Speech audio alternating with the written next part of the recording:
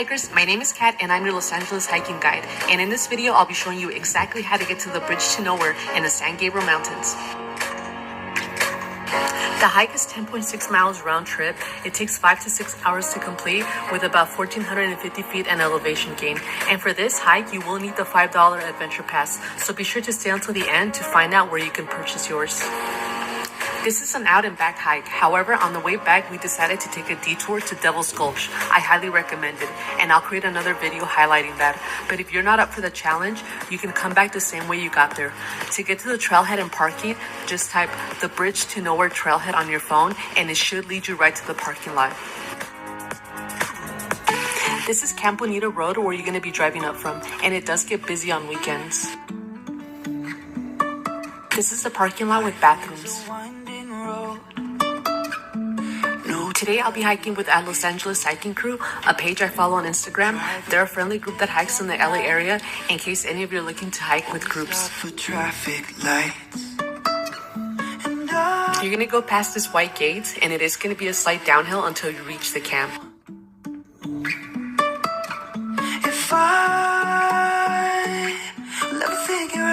If you look to your left, where those trees are is where the river runs, and that's the river that we're going to be crossing throughout the hike. I will keep on searching for my highs.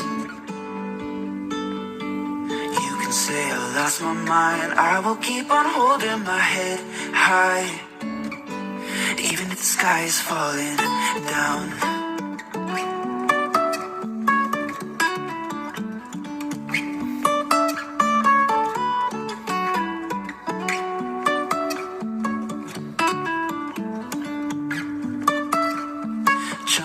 From cliffs so high, trusting our wings to fly.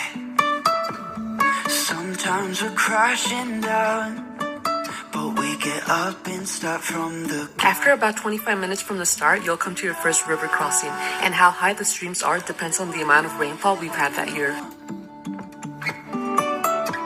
If I'll never figure out where the road goes. After making that first crossing, it's going to be a little bit of a climb, and now you'll be on the left side of the river. You can say I lost my mind. I will keep on holding my head high. So just to recap, the parking lot is at the bottom of our screen.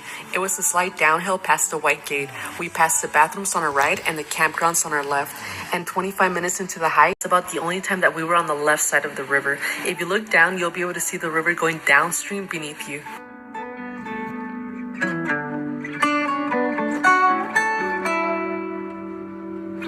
Even if the sky is falling down, even if the sky is falling down. The trail's gonna lead you to some ruins, and that's where we made our second crossing. And this is part of an old road that went to the bridge to nowhere that got washed out.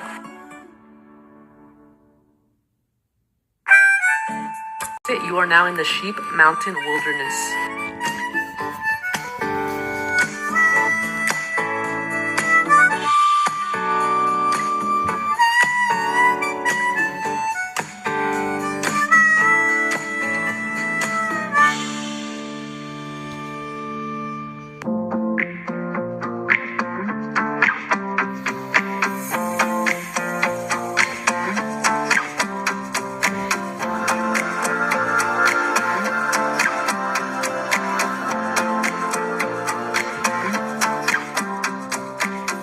You're gonna continue up the canyon. Eventually, you'll see a swan rock. It's pretty neat, and seeing this just reassures you that you're going on the right path.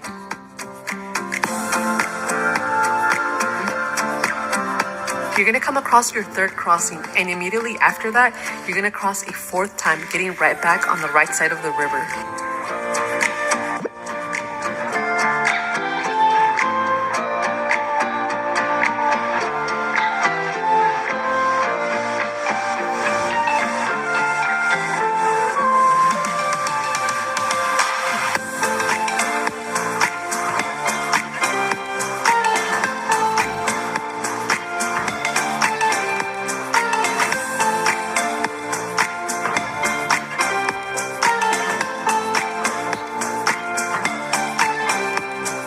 You can either keep straight like those hikers, but if you keep straight, you will be crossing the river again. If you take the trail on the right, it is steep and it can get dangerous. I recommend taking the trail on the left, even if it means crossing the stream again. Myself and a few other hikers ended up taking the trail to the right, and this is what it looks like from up there. So right over there is the main trail that you need to get on. Where the trees are is the river. So when we got to this point, it got a little too steep. So we came back down to the floodplain, hiked up a little more, then found a safer place to get on the main trail. We did, however, avoid crossing the river again.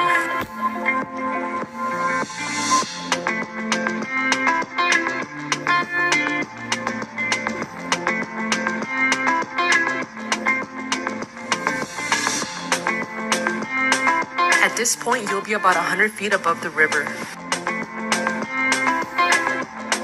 The acres surrounding it are private property, so from this point on, it is no longer part of the Angeles National Forest, so make sure you're extra respectful. This property belongs to Ron Jones, the owner of Bungee America. They offer bungee jumping on weekends, and you can find more information on that on their website.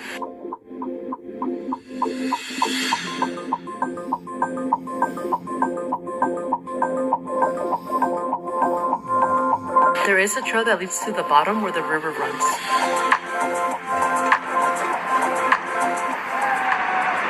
And if you like hikes with waterfalls or lookouts, or hikes that lead to somewhere, or if you just want to hike in LA County and want guidance like in this video, be sure to browse through my channel for other hikes.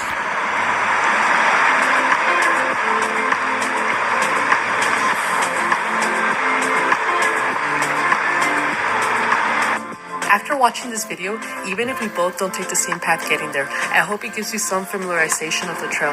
And if this video did help you in any way on your hike, be sure to mention it on your Instagram post or story. My spot, got my food set up. This area's changed a lot since the last time I was up here. All the trees had grown in, covered up my hole. So we got a lot of tree trimming to do before I start digging.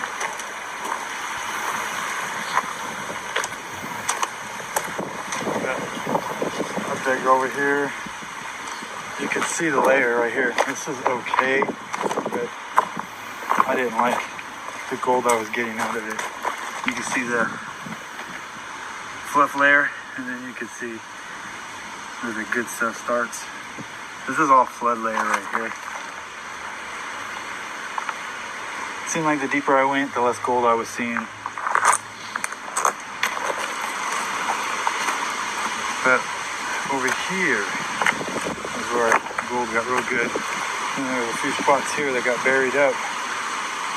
And the rock fell in.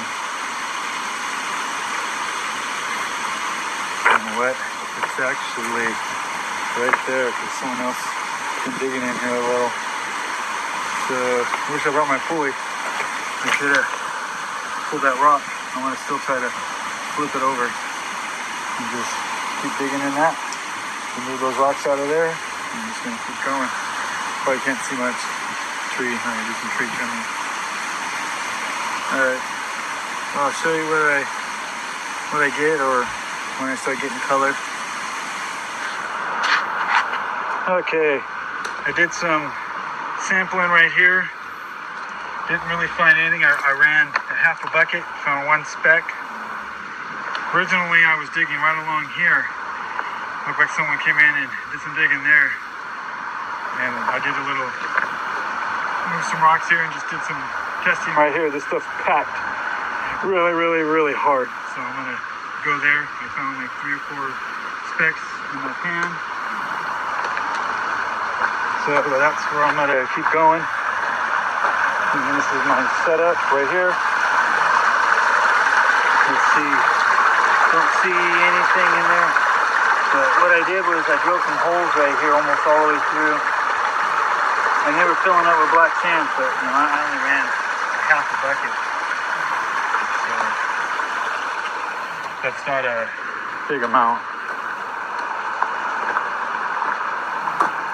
So that spot there should be pretty good, I'm thinking, because I did pretty good before. Just in this area, a little bit to the left, a little bit to the right. I don't want to show everything, but I've gotten, like each time I've come up here, I'd say at least a gram or more. And I'm talking only 9 buckets maybe. And I'm classifying. I would come up here with my big sluice with the classifying screen on it, but it's too heavy to hike in here. And I'm afraid to leave stuff up here and stash it because someone always seems to find it and then they don't leave it there. If I find anything, I normally leave it there. If I use it, I put it right back. And normally if I do use it, I know whose it is. Like right up there. Someone stashed a nice pair of shoes hanging to dry. Almost brand new looking. Leave those there because I'm sure whoever's there, they'd be bummed. They came back and the shoes weren't there. Alright, I'll show you what I get on poaching.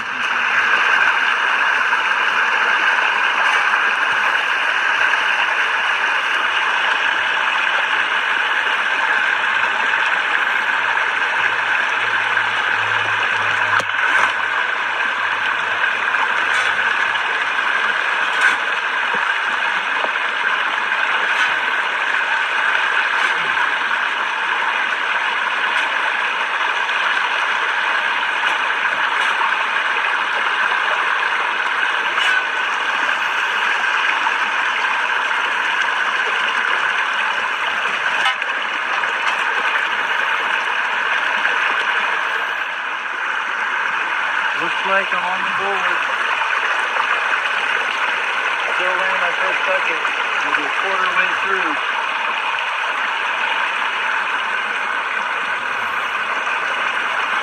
Nice. Man, it's holding pretty good. I like those little holes that I'm doing right there. You fill up with black sand for 2 seconds at least. Hopefully I'll make it just trick in there eventually. Alright, I'm gonna keep going. On the first bucket.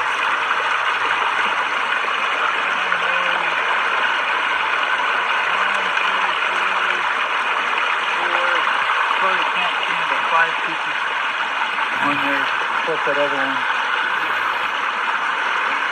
Looks like it's going good.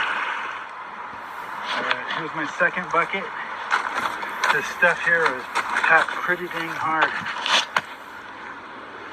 I'm liking the layers. All on top of this layer had a whole bunch of hematites, the black rocks. Just leaving the parking lot, heading up to probably Devil's Gulch area, do some crevicing, some metal detecting.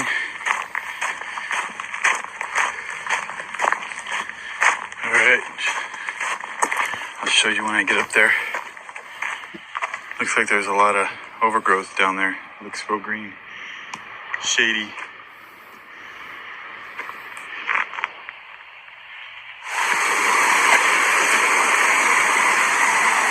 Start our journey under the blistering sun, across the rugged mountains of gold country, a land where whispers of fortune echo through the canyons, and every gust of wind seems to carry the tales of prospectors who chase dreams, as elusive as the mirages shimmering on the horizon.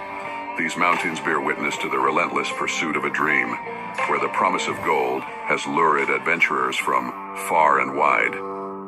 Well, good morning, everybody. Today I'm going to talk about me and Freddy. I've done our first video, but I erased it. Freddy grew up with me, and I always looked up to him, and I admired him in every possible way. I remember when he used to work in the trucking company, and he had his Oldsmobile, his cousin, the Supreme, 1985, and he ended up crashing it, and he ended up leaving it right there in our house.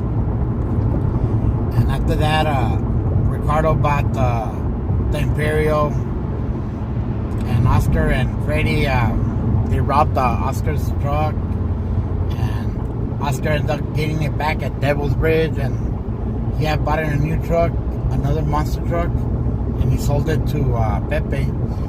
It was in time of Ronnie King and the riots, and it was an awesome time. And we used to go to Zusa. We went to Jalisco, to Gru Jalisco. We went to Colima. We climbed los volcanes de hielo, and we went to the las cuevas, the bats and everything. Well, me and Freddy we've always been involved in each other's life, and I've always been there for him because he's always been there for me. I owe him a lot. I owe him super lot because he encouraged me, he supported me, and he took my shit when I needed somebody, when I was going through my divorce and stuff like that. I wasn't right in the head, and I really put him through a lot of stuff, and he's always been there for me. He's noble, and he's understanding, and he's caring. And I hope my daughter Vanessa in the future, she has the opportunity to be around Freddy or to take care of Freddy, in one way or another. And we're gonna get old, and life's gonna continue, But one of the journeys that I want to talk about, we used to always work together at GSI and Verizon and stuff like that. And we went through a lot of stuff, especially with El Nino. Well, today's story, what I really want to talk about is nowhere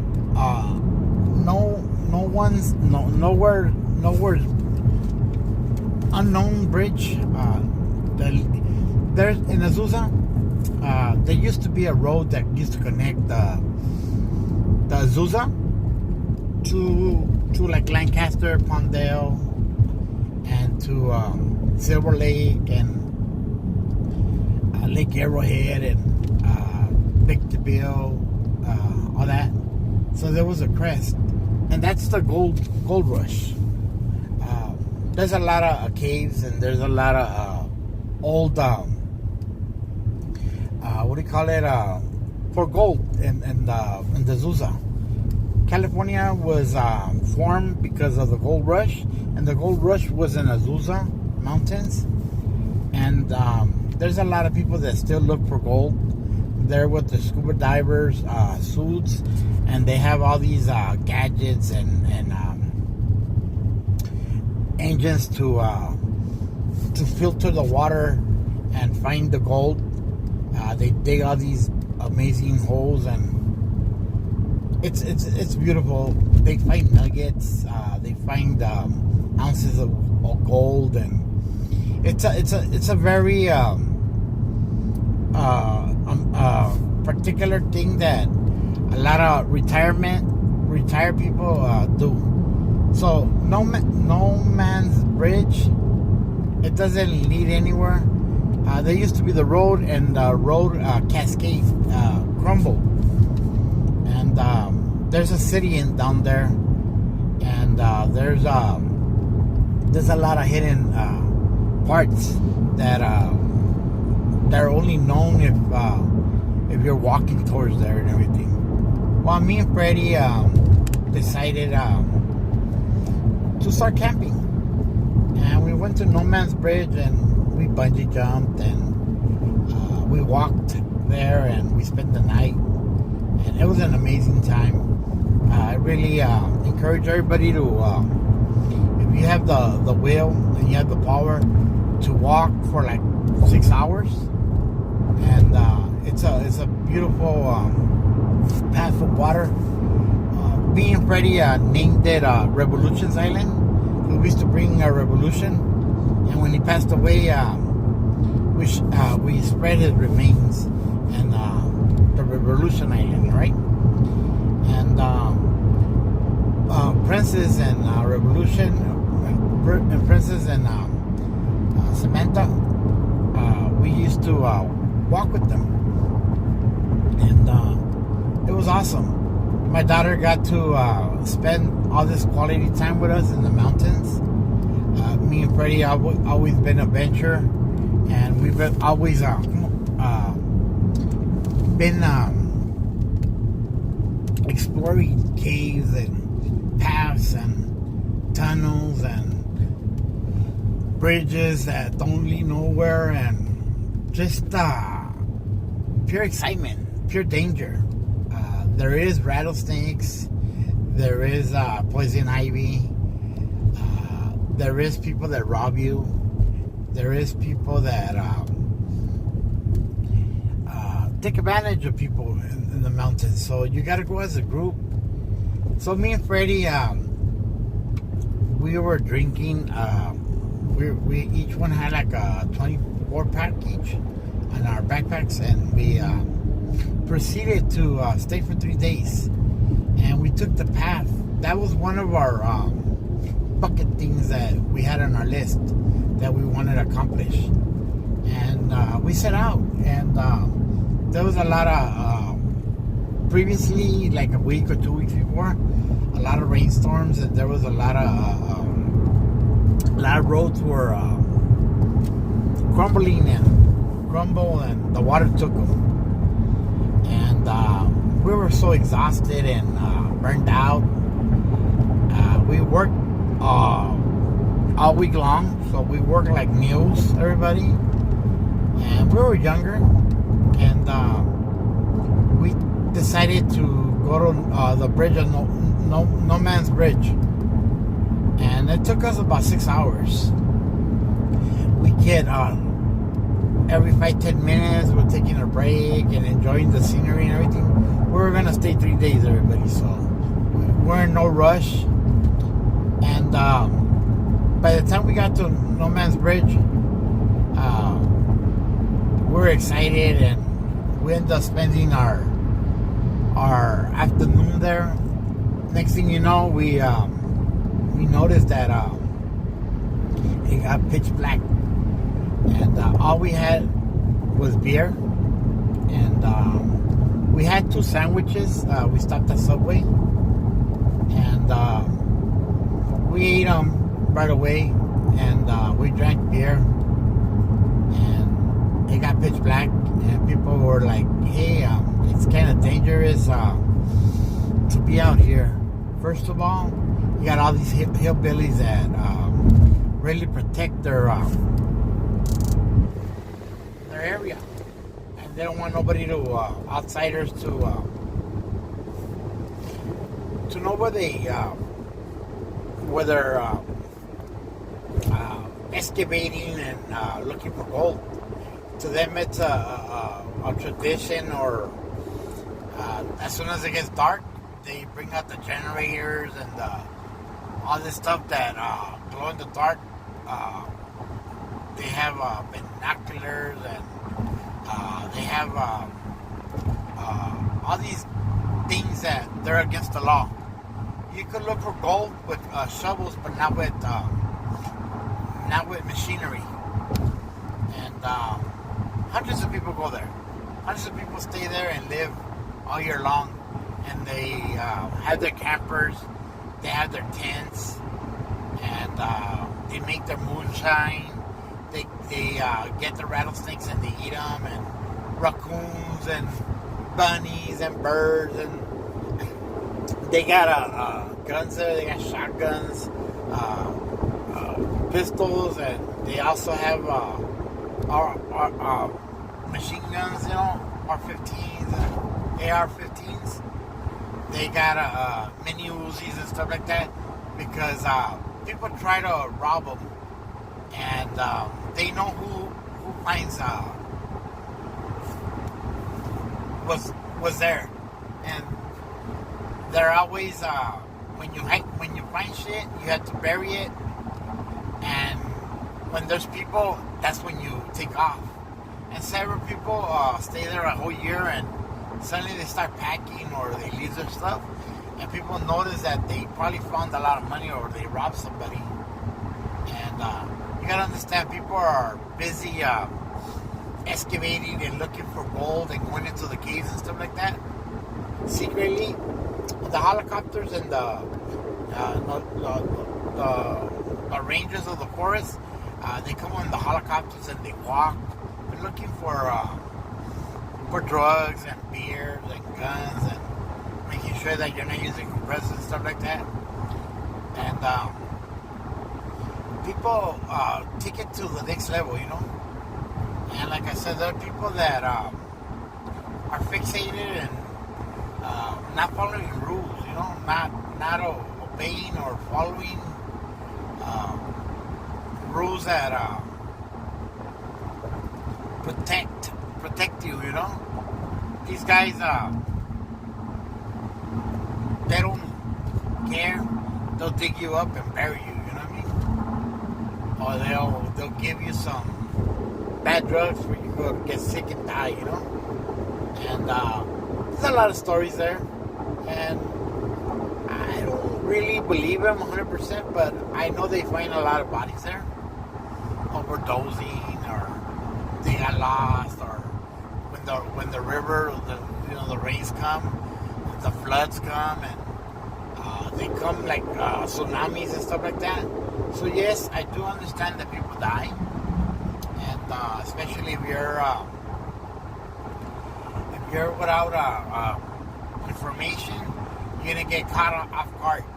Well, me and Freddy, it was about 6-7 o'clock at night, and everybody goes, "Who'd you guys come with?" And we're like, Freddy's el curandero.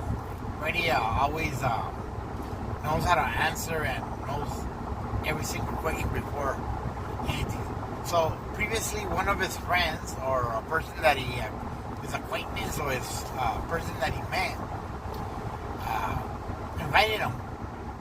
So he gave his name and who he was and everything. So they kind of accepted us, you know, and they kind of adopted us and fed us and made us have an awesome time for the next 2 days. We had beer and we had weed. I don't smoke, but Freddy does. And we were trading weed and beer for food and entertainment, you know what I mean? And it's another world. You get to see mountain lion cats, bobcats, wolves, deers, and lots of bunnies and rattlesnakes. At night, you hear them, and that's how they communicate. And not only do you have to keep one eye and alert, like open, but you also gotta take care of your stuff. Like I said, people come and they'll throw their anchors and fucking steal your shit.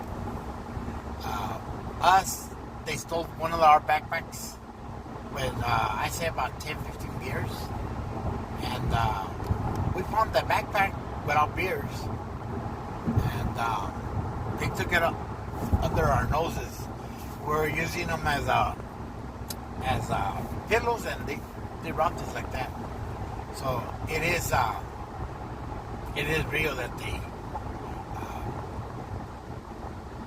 steal from you, you know, or else they talk to you and while they're robbing you, you know, they always ask you, what kind of car did you bring? Do you have any knives, or do you guys got any weapons, or like, you know what I mean? Like, are you sure you guys ain't forest rangers or anything to do with the enforcement, the policemen? And they ask you because they don't accept you quite yet, and they do everything secretly. And me and Freddy, like I said, stood 3 days, 2 nights, and at the end we ended up getting back, And it was an exciting time. It was awesome. Very adventurous, very scary, everybody. And we were lucky that we got back alive, you know. It could have cost us our lives because we were strangers and they thought that we were not to be trusted, you know. And I'm talking about they got 10, 20, 30, $40,000 machinery, and they're not about to lose it.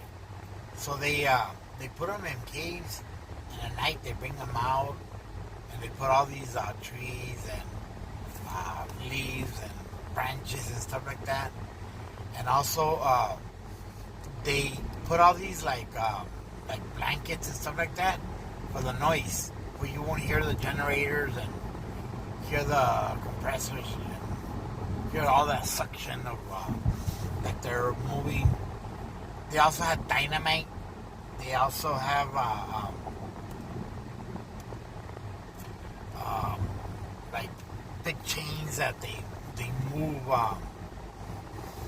Literally, they move trees. Like they break them down, they knock them down, and they excavate wherever the tunnels were at. And right there in Azusa, there's a lot of, like I said, old caves that people used to work at the caves for gold and copper and all these mines. And thousands of people used to work there. Hundreds and thousands of people. When the gold rush was here, there's a lot of stuff a lot of caves that secretly you can't really tell where they're at. But me and Freddy were nosy and guaruenderos and chismosos, so you know that we found the one, an awesome cave, and we walked about 300-400 feet down, and it had like a big rock with a big ass bush and tree. People plant trees and bushes to hide the entrance, and we didn't have lights, and we didn't have any equipment, so we were just daring each other and for the excitement, for the joy, you know. But people got disturbed that we're finding their top secret undercover places, and they're asking us, hey, you know what, I know that you guys know so and so and so and so, but we don't appreciate you guys nosing in and asking too much questions and stuff like that. So I told Freddy, we both had knives, and I told Freddy, bottom goes down. If we have to take them out, we take them out. But at night, I remember that I told Freddy, I hear a lot of whispers, I hear a lot of rumbling, and a lot of people being negative and being rude, you know. So I told Freddy, hey, you know what? It's about 4 or 5 o'clock in the morning. I told me, hey, let's just take off. So we gradually walked out of that the situation that we were in, and obviously we had the dogs with us. We had the Vicious Princess with us, and Samantha, and Revolution sometimes, and we got out. And I remember we got back to our cars and the dead end, and we got in our trucks, and we put our shit together. We got crowbars and everything just in case they came back at us or something. And I remember that one of the guys approached us, and he goes, hey, did you guys see this, see that? That someone stole some stuff last night, and they just wanted to check our trucks and check our equipment, and we didn't take nothing of theirs, you know. And they technically wanted our plates and our IDs, you know. If something ever comes down, they knew caused the situation, you know. But we're more than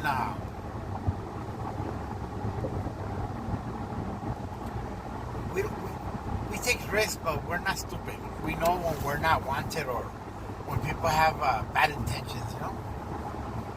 So gradually, with the years, we went a couple years, 4 or 5 years, and that's where all my anger and frustration, my depression, and all my stupidity stuff that I did. That's where we did it. We kept going to the mountains for like 4 years, everybody.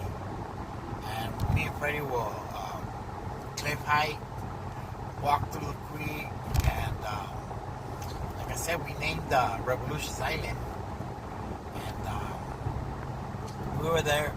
It's an awesome experience.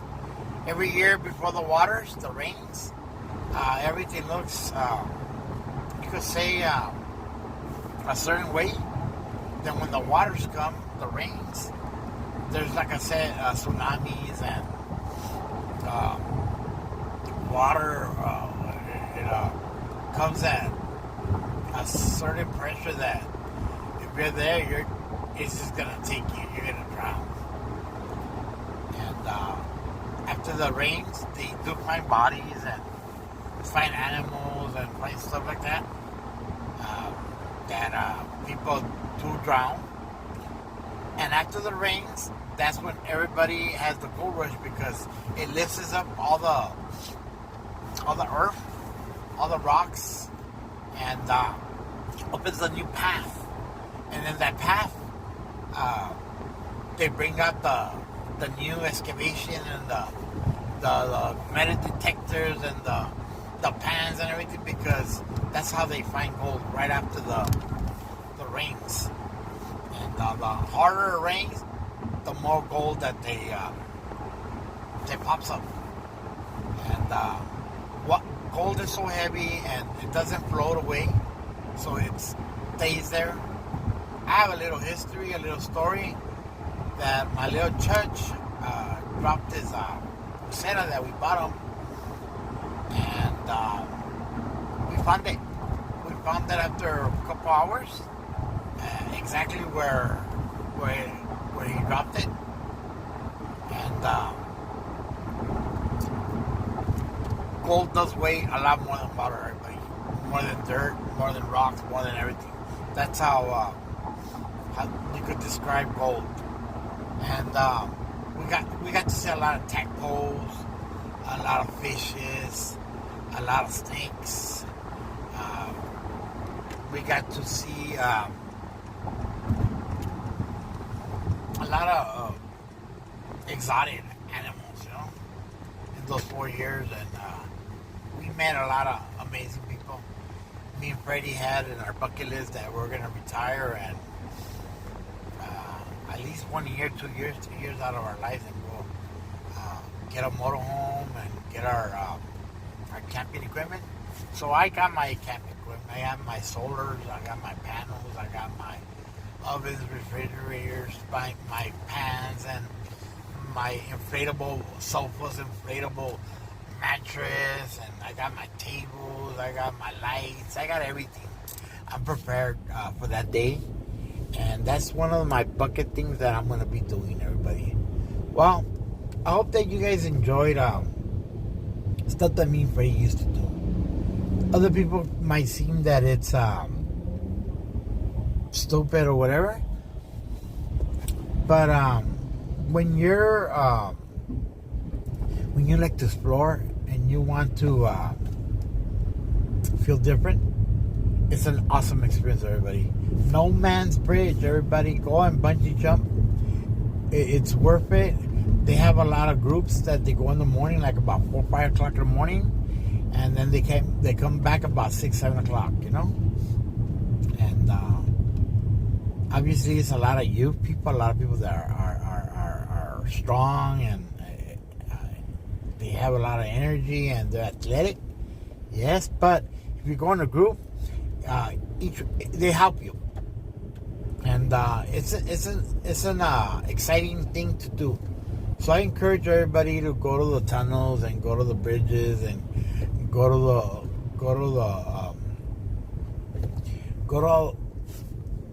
the stuff that, and you have to stay at least one night. Just remember, be precautious and don't ask a lot of questions, and try to enjoy the scenery, and don't be so nosy like us. It's dangerous, everybody. Some people take it like life and death. And there's a lot of people that do moonshine and they're all crazy. And they've been 2-3 years living in the mountains, so they don't care. They're on the run already, or they lost everything.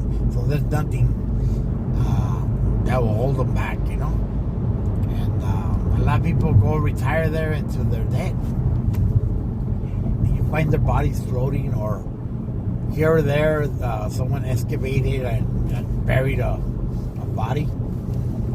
So me and Freddy always said that we wanted to do that, but I don't know about now.